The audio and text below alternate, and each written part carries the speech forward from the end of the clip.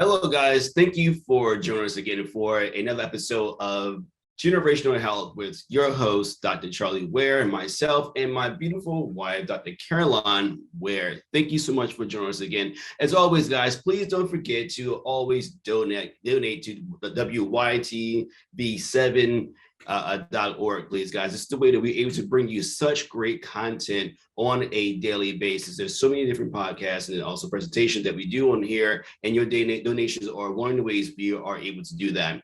So let's jump right into it, guys. Today we're going to discuss on generational health, our 4 pillars of health. What do we consider the most important aspects of your lifestyle that you can improve that's going to really create generational health, and different ways so you can actually teach your family and yourself to be healthier. Correct, Dr. Caroline? What do you say about our 4 pillars of health? Yeah, I mean, everything over the years, you just see patterns, how everything falls into these basically 4 pillars. You and I discussed a 5th or maybe even a 6th pillar, but you always kind of plop them right back into these 4 pillars. So yeah, you want to tell them what it is, or? And just to give you guys a little background on myself and also Dr. Caroline, I don't think we actually fully introduce who we are and what it is that we do, and why is that we see health in such a different way. I myself I'm a functional medical doctor who practices genetics and also epigenetics, with a practice in natural medicine, with acupuncture, herbs, different meditation, different sound tones, things of that sort. But I'm really big and deep into research as well. A lot of genetic work on how herbs are affecting not just the body in general, but as a deep level as the actual genome itself. So that's why I see a lot of NFL, NBA, NFL players, Oscar winning actresses, Grammy award winning singers and songwriters, things of that sort. So I see a whole gamut of individuals. The thing that I love is the fact that when I used to see one person in a family, I end up seeing the entire family, as we said before. So this is one reason why, for me, generational health is important. So, Dr. Caroline, can you give us some background for yourself really quick before we jump into the 4 pillars? Yeah, I mean, I see more of the pediatric side, and more, anywhere from, actually, I see a lot of infertility. So, trying to conceive all the way to the babies, to the preteens, teens, and up. But even the grandmas, I have some beautiful grandmothers that are coming to me right now. So that's the same. I mean, it really is consistent through the ages, these 4 pillars of health. So that's why I said, like, everything keeps dumping into these 4 areas, and they sound like, oh, duh, we know that we've heard these things before, but why aren't we doing anything? I have an ant on my computer, excuse me. But you're going to hear these 4 and you're going to be like, okay, great. It's not like mind-blowing information, but when we break everything down for you guys, it really is, it's that simple, but yet complex, I guess, right? Exactly. Definitely. So without further ado, let's get into the 4 pillars. First, we'll get into the 4 pillars as far as just telling you what our 4 pillars are. Then we'll break each one down on a very, very, as a grassroots basic level, because each of these can have tons and tons of episodes. I mean, we can just speak about each one for hours and hours and hours. So that's going to be the reason why our podcast is going to be, for years to come, because there's so much more information that's coming out. So let me jump into it really quick. So the first one is stress. People, we try to understand what stress is. Stress is still the most idiopathic disease, because stress is considered a disease, the most idiopathic disease out there, meaning that we don't know how it's going to really affect person to person to person. Some people handle stress well. You can never tell someone's stressed, and some people, one little bit of stress will ruin their entire day as well as their health as well. So we're going to start there. The second one is going to be sleep. Sleep is the most basic way for you to actually control your health. And we're going to give you some great ways for you to look at sleep, because most individuals are looking at sleep from, oh, well, I guess I have to do it, or it doesn't really matter how much sleep I can get. But trust me, sleep is one of those things that when you get sleep right, your entire body, your entire genome is going to be reset as well. Diet. For me, diet is the foundation of everything, meaning whatever you put in your mouth, I don't care if it's, food or water or drink, whatever, it is going to transform your life to be either this healthy being or it's going to take away from that aspect as well. And we give you so many different tips about that as well. And the last one is something that most people will hate for me to say: exercise. Exercise is one of those things where, again, it's the most basic thing. And I'm not saying the thing that I usually give people, also, I got to join a gym now. I don't have a gym membership. Caroline doesn't have a gym membership. And we find ways on a daily basis to move our body at the adequate amount of speed and also get our heart rate up. That way we're also maintaining a good health. So let's go ahead in this first segment, get into your first two: stress and sleep. So Caroline, give me your idea of what stress is, and how do you really see stress from our side, from the physician side, looking into the actual patient? How do you typically see it? I think people aren't truthful about their amount of stress. When I see a patient, I just had this gentleman come in, and his wife takes me to the side at the end of our session, and she says, well, we're selling off our business that we've been in for 20 years, like all these things. And when I asked, like, all this huge event happening right now, right? Yeah. But when I asked him if stress was, something that he felt, and he was silent when yeah. And it's like, but people also think that stress is something negative that's happening in their life, right? So a marriage could be stress. It could be something good, but it's just like this change, or it can be little stress, or it can be physical stress, or it can be, it doesn't always have to be emotional, it can just be different things stress your body out, right? Exactly. Stress your body out. Exactly. The thing we have to look at from here, guys, is like stress is a great thing. Stress is a beautiful thing. When like ladies, you see this guy walking by, he's all ripped and got his muscles and everything else. He stresses his body out to get those muscles. Right. In order for you to learn, you must stress your body out in order for you to learn a new thing. That's what's called muscle memory, or just a memory in general. We're stressing ourselves out. And get this, even with natural medicine, with herbs, those little micro bioactive nutrients are actually stressing different parts of your body out, different, a process, your Krebs cycle, all these different processes, stress it out to give it a memory on how to heal itself as well. So stress is actually a very, very good thing. When isn't it a good thing is when we make it a habit. Okay, is when we're like, okay, well, I'm used to being stressed out. I love it when I have a patient, I'm doing range of motion stuff. I'm like, okay, relax. I'm like, I am relaxed. I'm like, no, relax. No, I am relaxed. I'm relaxed, type thing. Right. You're like, oh, I didn't know I was holding that much. I was like, exactly. You're so used to holding and protecting yourself. The classic one is the stomach.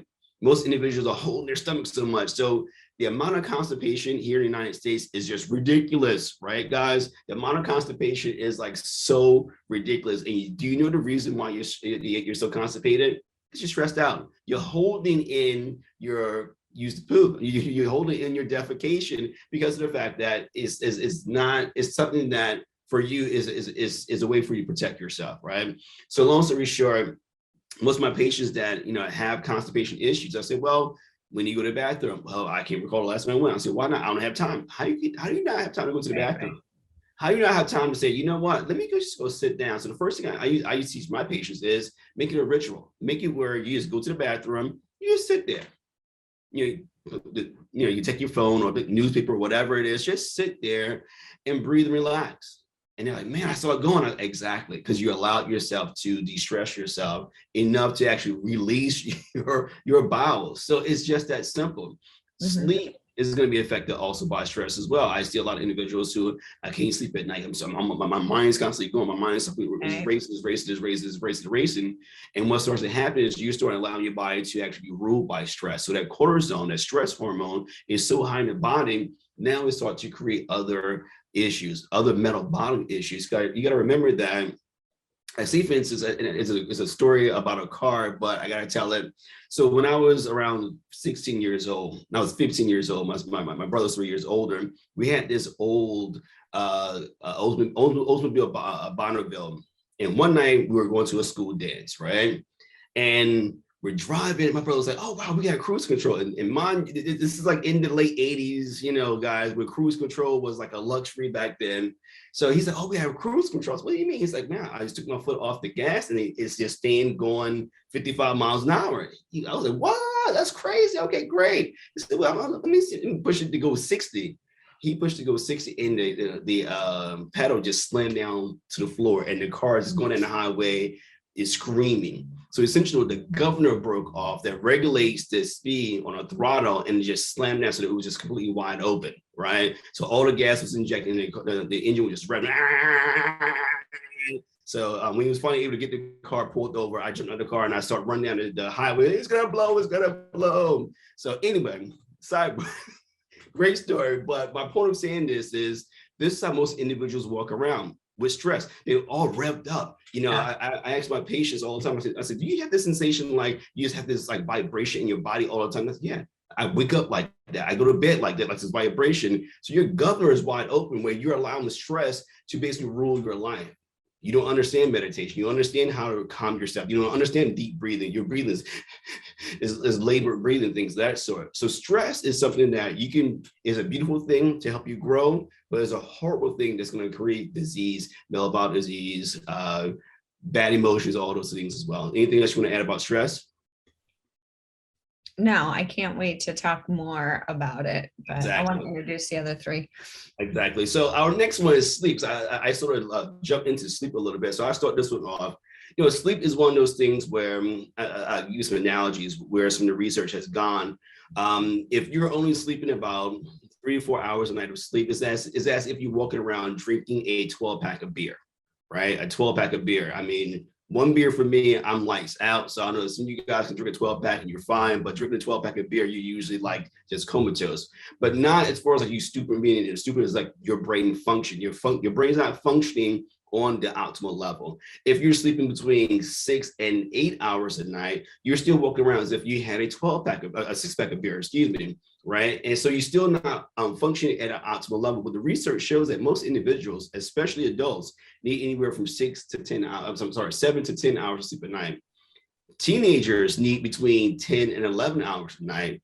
Babies, of course, we know need anywhere from 20 hours of sleep down to about 15 hours of sleep throughout the entire night.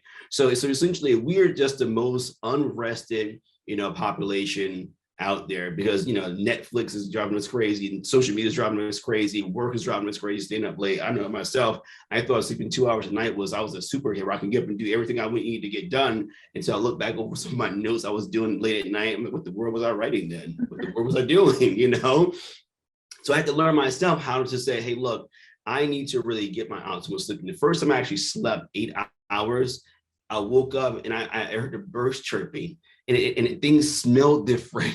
The light was a little bit, I was like, wow, the sun always that bright? I guess it is. You were just always in a stupor, type thing. But there are some ways you can look at things from a genetic standpoint that shows, how many hours sleep is really optimal for you from a genetic standpoint. And for me, I have a crazy variance where 6 to 7 hours is my optimal, even though I try to get more than that, where I can function at a higher level. Caroline was actually between, she was a 7 to 9. She was 9. Yeah, she was like 9, almost 10 hours that she really needed in order for her body to really reset itself and just be the best it can. The beautiful thing about sleep, guys, you also got to understand what's really happening. Your body is detoxing, your body is making things, your body is actually doing so many different processes. And the best thing it does is detox the brain off with beta amyloid. Beta amyloid is the plaque that your brain actually creates every day as you're thinking, doing all these processes. You guys also remember, guys, we have we make about 32,000 different decisions an actual day. So it's a lot of brain function that's really going on as well. So let me continue this after our commercial break, guys. So let's go to commercial right now. And then when we come back out of commercial, I'll finish up our sleep talk and then finish up the other two as well. Stay tuned, guys. Thank you.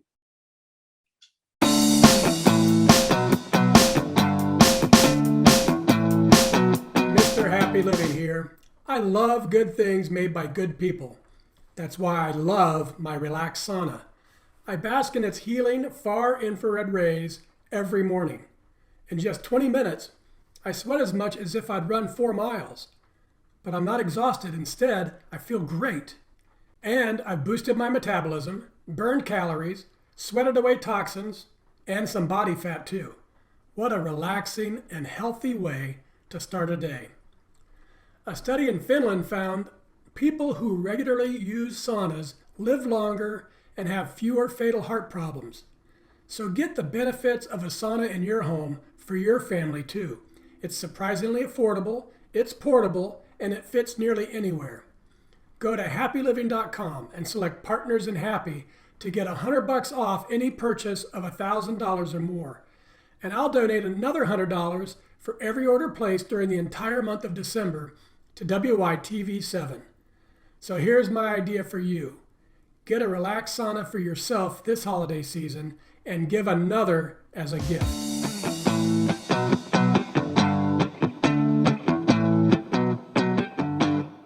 Hey guys, it's Charlie Ware here. We're returning our discussion on our 4 pillars of health. And we were finishing up our conversation on sleep. And what I was essentially saying about sleep, well, I'm gonna finish my portion up before I volley back over to Dr. Caroline, was, sleep is one of those things where it's so underrated that most individuals have this mindset where, like I said, we can always make it up in other places, but the research really shows that you cannot really make up your sleep. Your sleep is so important, and the whole beta amyloid thing was where, as your brain is detoxing, if you're not detoxing your brain, it usually takes about 4 to 6 hours for your brain to totally detox the beta amyloid off your brain. And if you're not sleeping efficiently, if you're not getting deep quality sleep, your brain essentially is building up that beta amyloid. And this has been leading to higher rates of dementia and also Alzheimer's disease, and also other inflammatory diseases as well, because of the inflammation it causes, not just in the brain, but also throughout the body as well. So anything you want to add into there, Caroline, since, I'm a light sleeper, easy sleeper, and you don't want to necessarily, get half a day's of sleep in order for you to function properly. I do.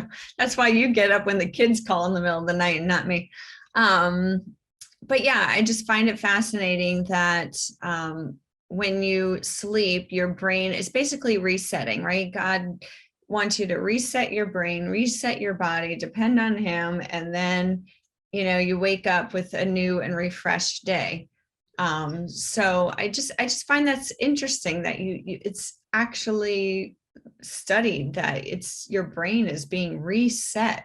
That's fascinating to me. So it's really important, because when we started getting married, when we got married and you weren't sleeping and I wanted to sleep, it was like I was reducing my amount of sleep just to stay up with you. And I was feeling it, So it's really important. I just find it really important, especially children. I see children. Yeah. That little boy came to me not too long ago, and his mom, what is he, 8 years old?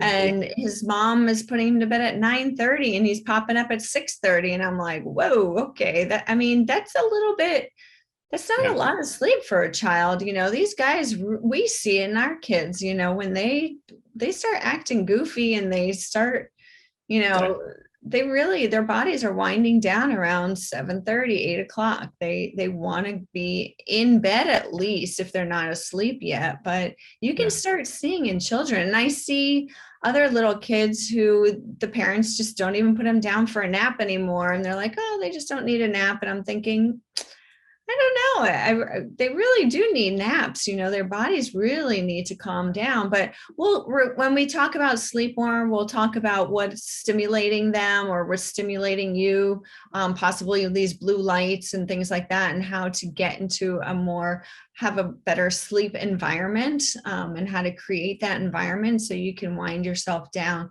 whether it's taking something or turning off lights or things like that. So a lot of people just don't have a good environment, It's called sleep hygiene. A lot of people just don't have a good sleep hygiene. The thing with me is a mantra that I've been using for years now. The bedroom is designed for 2 things, should be only for 2 things. And Caroline, whoever I said, she always laughs, is for sex and for sleep. That's what that's all. It's not for you laying in bed watching television, things of that sort.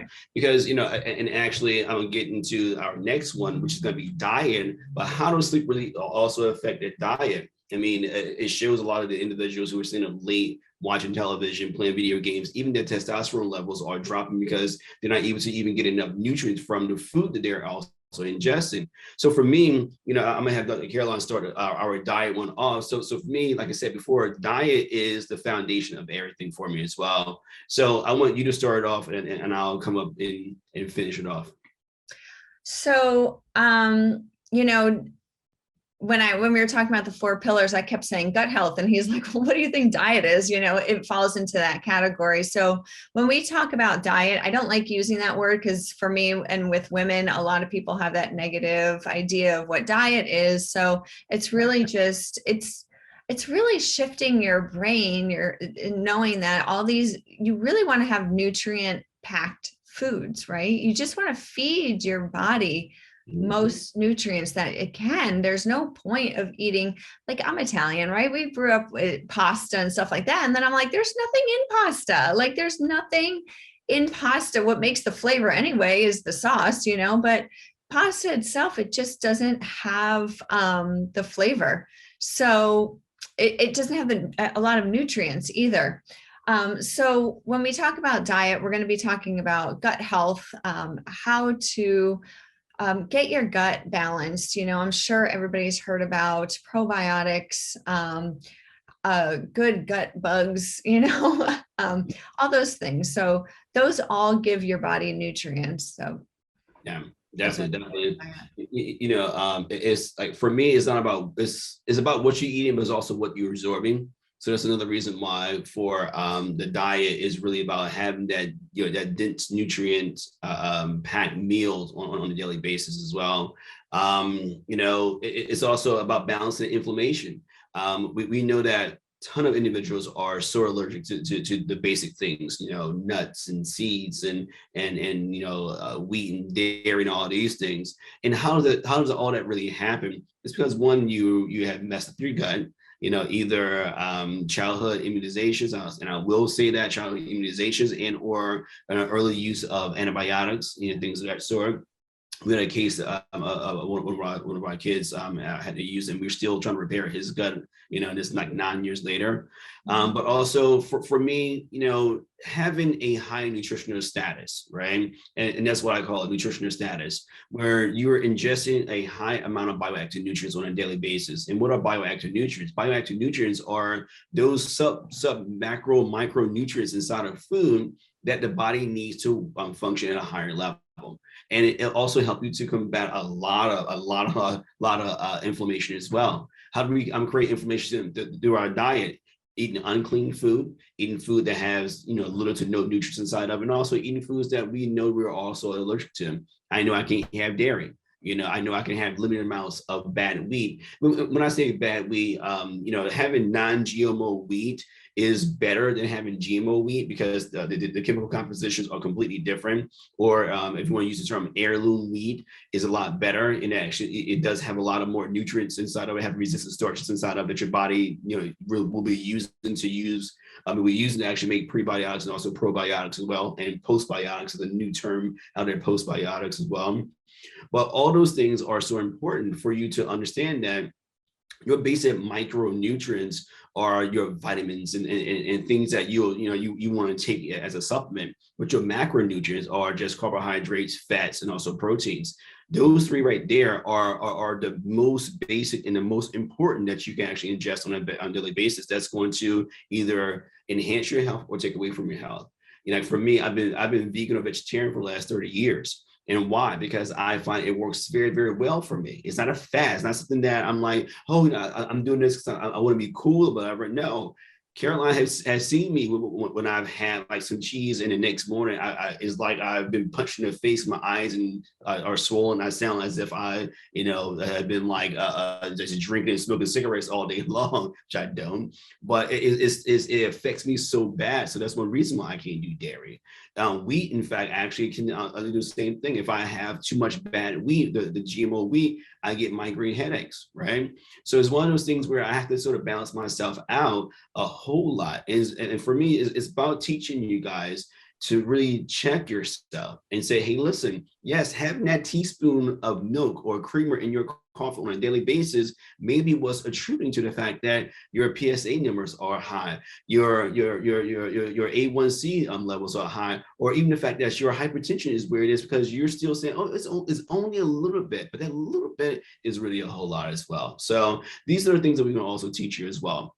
Yeah. Our last one is most hated one, because people always look at us and like, wait, you want me to run around the block? And I was like, yes, I do. So exercise is our last one, is a pillar, because of the fact that, yes, we have to move our body. We got to stress our body out in order for it to continue to grow and stay strong, especially our heart. It's one of those muscles that we forget about. The heart's a muscle, the brain's a muscle. Our organs are all muscle, guys. You got to realize that even your intestines, the peristalsis happens because the muscle that actually works in unison, it sort of moves in waves just like that. As you're eating, it's sort of helping your body pass things through. It's a muscle. So the more you can actually like really full, and then you go and do some crunches, and then all of a sudden you're like, oh, okay, I feel better, because because it pushes everything down, right?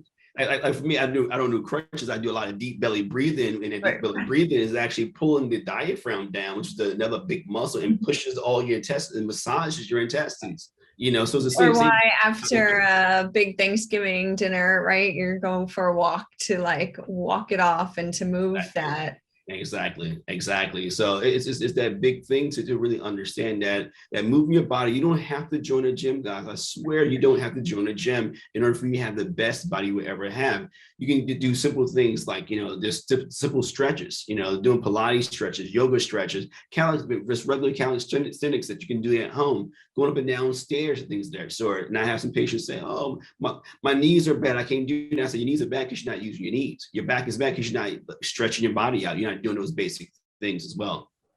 What's that saying? I just want people to understand that when we're going to be talking about exercise, it's mostly about circulation, right? Movement. And there's that saying with, you know it better than I do, the Proverbs of like, the moss grows where it doesn't, move, like that.